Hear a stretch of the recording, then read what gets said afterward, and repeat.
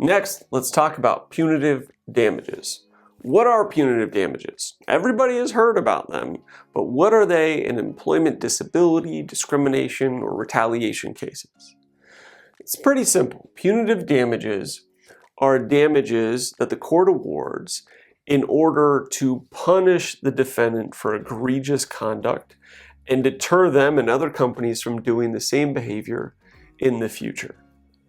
It's a punitive measure. Unlike lost wages and emotional distress damages, which aim to make the employee whole by covering his or her actual losses, punitive damages are about punishment or deterrence. They aim to punish the wrongdoer because they acted with malice, oppression, fraud, or with a willful disregard to the rights of others. And they're really meant to deter the company and other companies from engaging in similar conduct ever again. And we've all heard about large punitive damages in the news, right? We've heard about these massive verdicts that attract a lot of media attention because of the egregious nature of the facts or the large dollar numbers attached to those big verdicts. But in all reality, punitive damages are rare. They don't come around all that often, especially in employment cases. I estimate that about 98% of employment cases ultimately settle before trial. And then of the small number of cases that go to trial, maybe 1 or 2 out of 10 will lead to a punitive damage award. So these awards, although very large, are also quite rare. Moreover, just because you hear about a big verdict in the news doesn't mean that the employee and their lawyers are going to collect it. There are a number of limitations on punitive damages. These are legal limitations that check the size of these things. Number 1 is the size of the company. The financial size of the employer may be a limiting factor. Punitive damages are meant to punish the company. If it's against a large corporation with enormous profits, a large $10 million punitive damage award might be legally appropriate. Otherwise, upper management might not even notice. It'd be a rounding error. After all, $10 million to $1 billion company is a rounding error. On the other hand, a $500,000 punitive award against a small corporation with thin or no profits might be too large in the eyes of the court and overly harsh on the employer. The size of the employer matters, and the jury is going to use the company's financial statements to decide how large or small of an award to give the plaintiff. Number 2, the burden of proof is substantially higher to win punitive damages than in other things. In civil cases, like failure to accommodate discrimination cases or retaliation cases for that matter, you don't have to prove your case beyond a reasonable doubt. That's for criminal cases.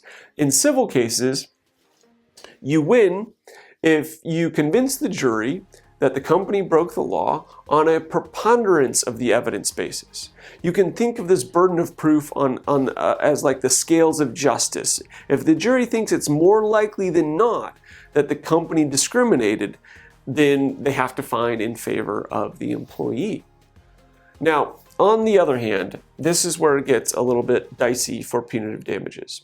In order to win them, you have a much higher burden of proof. Right? And the burden of proof is a clear and convincing standard. Generally, the standard is that you have to prove that the company acted with malice, oppression, or fraud, and you have to prove that on a clear and convincing basis.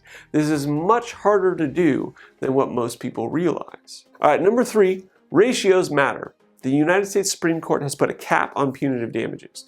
They believe that the ratio of punitive damages to compensatory damages, which is lost wages and emotional distress, should be reasonable. Well, what does that mean? Well, courts have limited punitive awards to no more than a single-digit multiple of compensatory damages. What does that mean? Great question. Courts will not allow the punitive damage award to be more than a single-digit multiple, the highest being 9 times. For example, let's say you win $1 million total in lost wages and emotional distress. Okay? The court will not allow more than 9 times that amount on top in punitive damages. So no more than $9 million in punitive damages. If the jury awards $3 million in punitives, fine. $5 million, fine. $9 million, fine.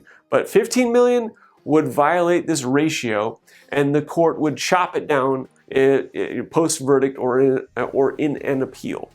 So what does this mean for reasonable accommodation cases? How big can these cases get? Well, if you've been listening carefully, you can see that they can get very large depending on a variety of factors.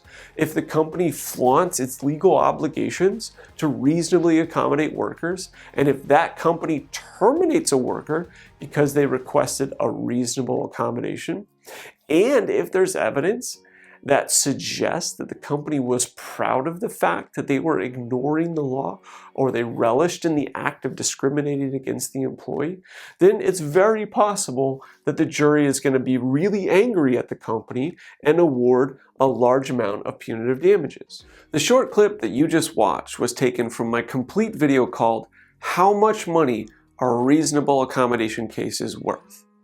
If this information was interesting to you, I strongly recommend that you watch the original video in full to gain a complete understanding of my meaning and context. There's a link in the description and a legal disclaimer at the end. Thank you for watching.